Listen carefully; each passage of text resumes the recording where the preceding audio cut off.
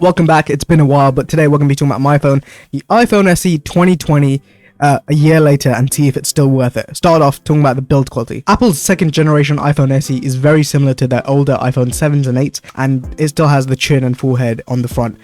This is done to save money because it's their only budget phone and they want to save as much money as possible on design and stuff like that. But there are some changes. Every single iPhone SE 2020 has a black front bezel. There's no white front bezel or red matching front bezel for the different colors. They're all black. But ignoring the similarities to Apple's older phones, it still feels like a premium product. There's glass on the front and back, and it's got an aluminium frame with a small camera bump that you can't even notice when you put a case on the phone. Carrying it around is also ridiculously easy. It's only around 148 grams, a little bit more if you put a case on it like me, and it feels small compared to newer phones with bigger screens and smaller bezels, but it still feels great in the hand. The buttons also feel great, and because of the glass on the back, it does have wireless charging with MagSafe. Now let's talk about the specs. Internally, this phone is very similar to the iPhone 11. It's got the same A13 Bionic chip, has a 720p display, which may seem a little bit outdated right now, but on the small screen, you can't really tell. It's a Retina IPS panel that goes up to 625 nits. The base iPhone SE comes with 3GB of RAM and 65GB of storage. That's the model I have, but it goes up all the way up to 256GB if you want that much storage on your phone. The A13 chip is based off a 7nm process, and it's got a 6-core processor with a quad-core GPU,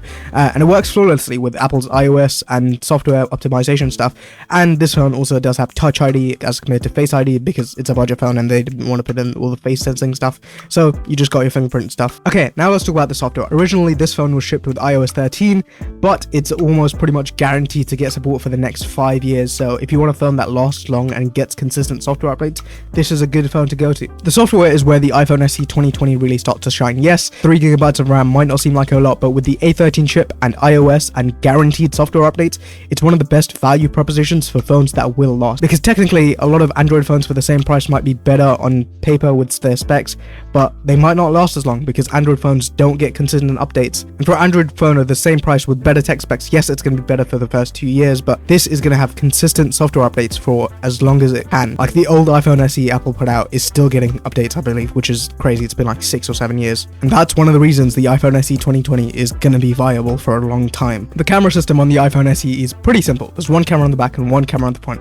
The back camera is 12 megapixels with an aperture of f/1.8, and the back camera can also shoot up to 4K 60, which I think is one of the best 4K budget smartphone cameras, but you can disagree. Also, at 1080p, the back camera can shoot up to 240 frames per second, which is kind of useless, but it can also give you some cool slow-mo shots if you're into that. Moving to the front camera, it's a 7 megapixel sensor with an aperture of 2.2, and it can shoot 1080p 30 frames per second. It's not the best front-facing camera, but I think it's more than good enough to take selfies and do whatever you're seeing you do with the front-facing camera. Both the cameras are capable of taking stunning pictures and even better videos. Now, let's talk about the battery. Everything I've said about this phone so far has been positive, but the battery is the biggest drawback of the iPhone SE 2020. The battery is only 1800 milliamps, which isn't great considering today's standards, and it's pretty much a 4-hour phone. If you use it for longer than 4 hours actively, it's gonna die and you're gonna need to recharge it. So if you're a heavier user that plays a lot of games and uses their phones excessively, this probably isn't the best phone for you because the battery holds it back way more than you think it will. But you can charge it pretty quickly, but that's kind of a cop-out. It's not a great battery life, and the fact that I'm having to say that you can charge it pretty quick isn't like a good enough excuse. The battery kind of sucks. So it does pretty much all the basics right, but the battery isn't great. Now I'm going to talk about why I personally got this phone for myself and why I've continued to use it. So earlier this year, I needed a device that did iOS. That's the only thing I needed. I didn't care about the cameras. I didn't care about the specs.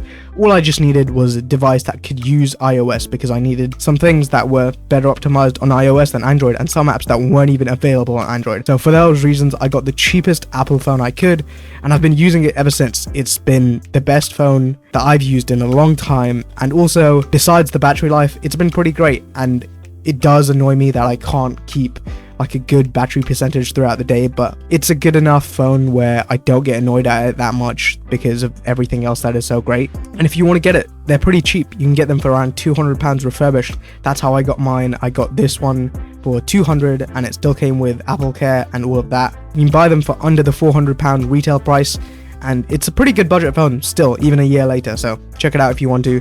That's been me. I know uploads have been inconsistent, but that's going to change hopefully, and I will see you guys next time. Bye.